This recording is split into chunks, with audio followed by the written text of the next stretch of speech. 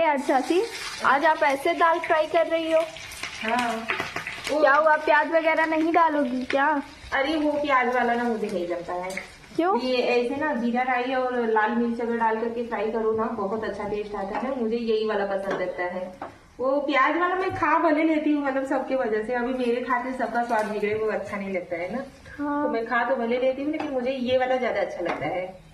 प्याज वाला नहीं पसंद आता आपको? हाँ? प्याज वगैरह नहीं पसंद आता? प्याज वाला जो फ्राई होता है ना वो मुझे नहीं पसंद आता, बहुत कम अच्छा लगता है। और ये वाला रहता है तो ये वाला मुझे बहुत अच्छा लगता है। गाइस, आप लोगों को कौन सा वाला दाल अच्छा लगता है आप लोग कमेंट करके बताना जरूर। मुझे ये धनिया का पत्ती डाल दो और ये जीरा राई और मिर्चा से मतलब तड़का दे दो, लाल मिर्च वाले से तड़का देना चाहिए, बहुत अच्छा लगता है।